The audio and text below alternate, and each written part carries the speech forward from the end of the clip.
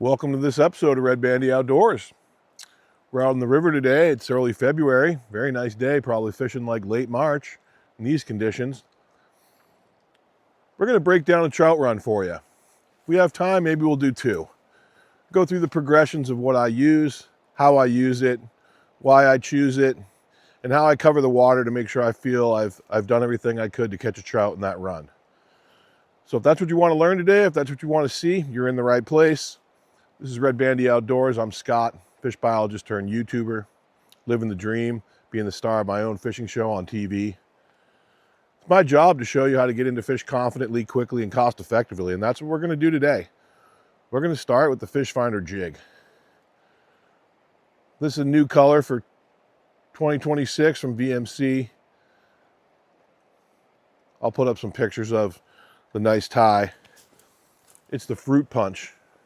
It's on the 1/16 head. We're fishing it on a 8-pound mono leader on 8-pound braid, tied to 8-pound braid, which is the diameter of 2-pound test. Of course, I'm using a 7-foot Bass Pro Fish Eagle in a 2500 Dio Fuego reel. But I like the Fish Finder jig to start out with because, number one, it is my signature offering for trout, but it is the most effective. It allows me to cover water very quickly, very pinpoint accuracy. It lets me figure out what the depth is. I have a lot of control with this, so I can learn what the depths are in new water. I haven't fished this run before. It surely looks like someone has already fished it today from the tracks coming down the trail, but that's okay. So we're going to start with the Fish Finder jig.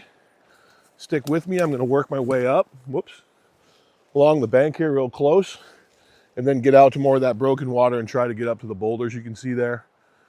I might stop and move the camera up, but I wanted to start back here to let everyone know that you don't want to be stepping in the water when you have the Fish Finder jig, unless you have to. Fish close to the bank, work your way around, then get in the water. We don't want to be wading above the knee. That's the number one strategy. First of all, it's a safety thing. Let's stay below the knee. But if you're going above the knee, or even getting in the water, you're spooking fish. Once you step in the water, you're going to be spooking fish. So if we can start out and stay on the bank and get a fish or two, perfect. That's what it's all about. Stick with me. Let's go soak the Fish Finder. All right, the water's real clear today. Real clear winter conditions. Sun's out. Lots of new sticks in the water after the floods too. Lots of grabby sticks. So I always like to start it in close, then get it into that water where I can't see the bottom, see who's home. You know, some of the wading along this is a little treacherous. There's boulders in there and stuff, so we don't want to be spooking fish. We just want one to come out and hit it. Usually make about 3 casts, and then go find another place. It takes a little bit of time for your line to get kind of set on your reel with this light braid setup. Just to get the line peeling off nice. But as you can see, fishing this run, I'm not reeling it back to me. I'm letting it drift down. I can see a pocket over here. Put it in that pocket. I'm not pulling it out of that pocket. I'm just letting it try to find the bottom and working it through there.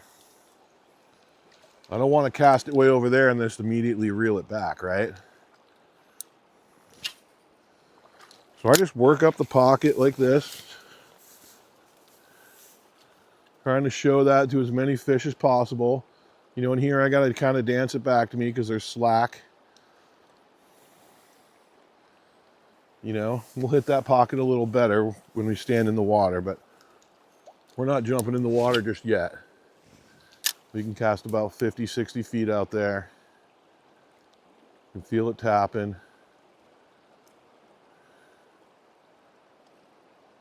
Feel it tapping right through there. Just let it dance through that pocket.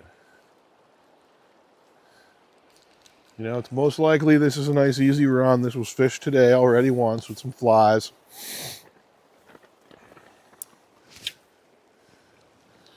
But they didn't catch them all.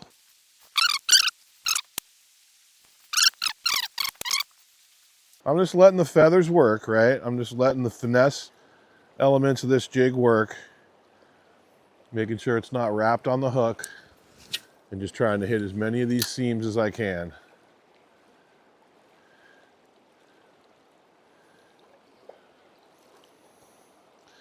We'll quickly progress through a couple spots looking for fish. Nice pocket right here in front of us.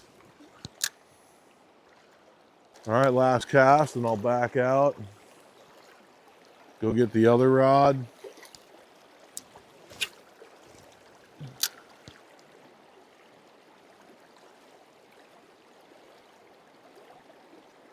There we go, right there, last cast. Just same spot. Ooh, nice. Same spot I've been casting through the whole time. There's our first fish. All right, nice little trout. Nice little trout. Maybe we'll take you into the bank over here. A little easier to deal with you.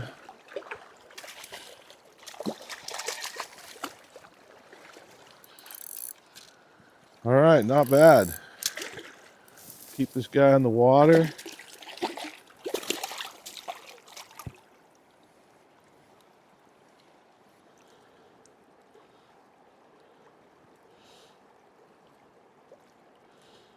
Really took that fish finder right in the corner of its mouth. So when I let him go, I just try to get down on the hook and pop it out.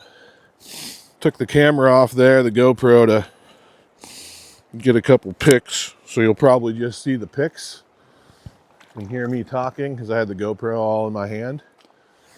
But that was pretty good, folks.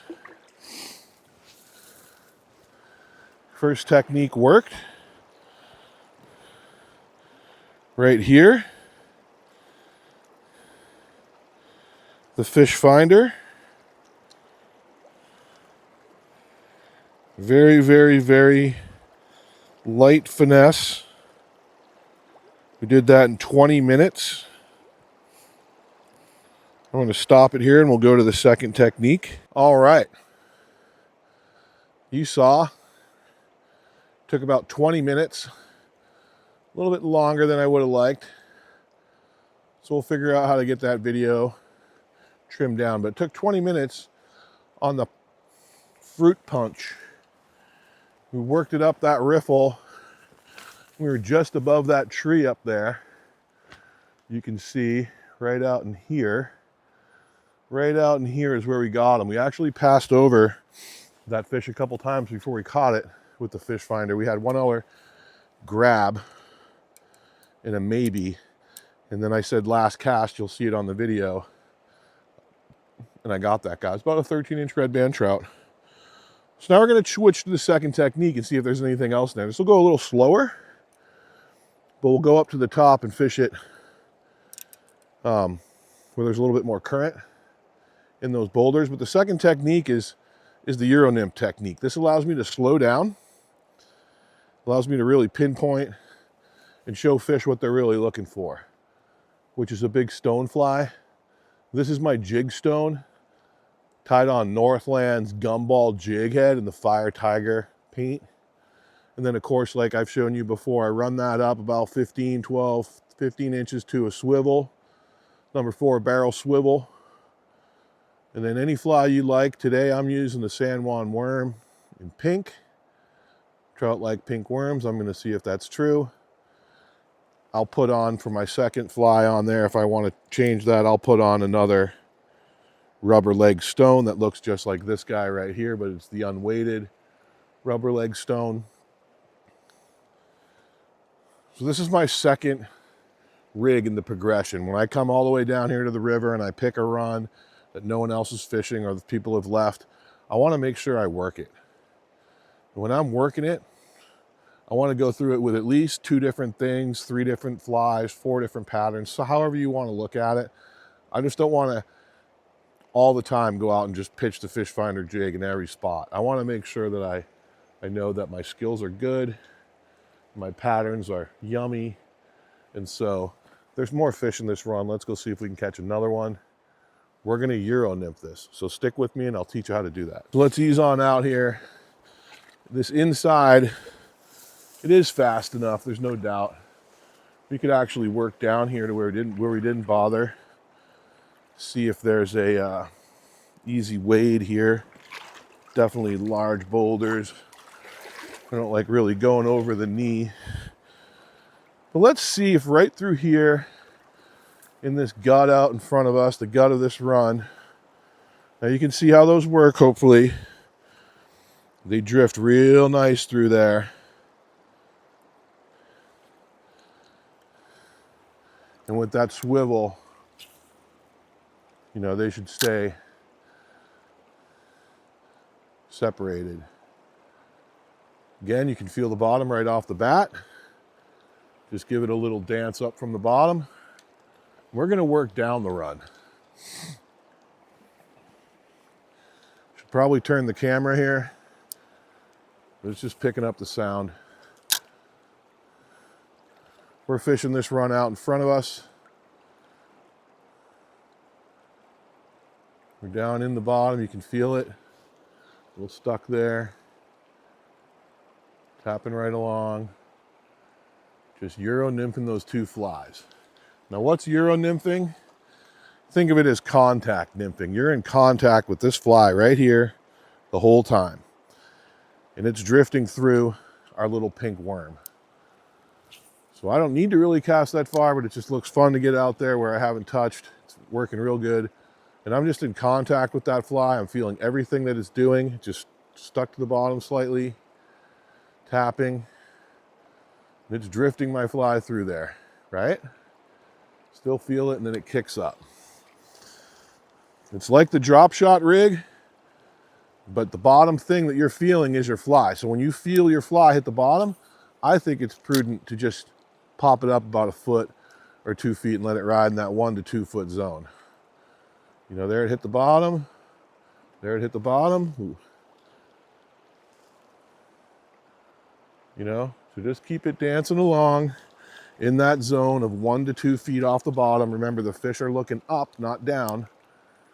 You know, they'll suck stuff off the rocks probably, but they're going to look up and see it. And so when you feel that thing on the bottom, you just raise it up a smidge, let it rock back down. See, now I'm fully on the bottom.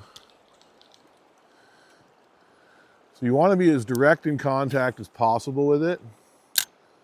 And that's called Euro nymphing, contact nymphing.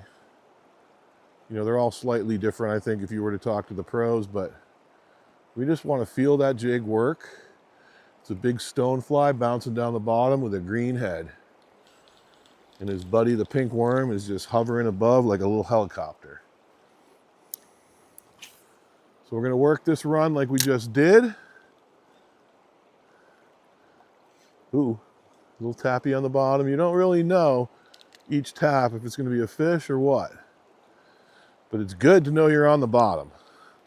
You know, this is a 1/16 ounce jig. It's like 1.4 grams. It's pretty light.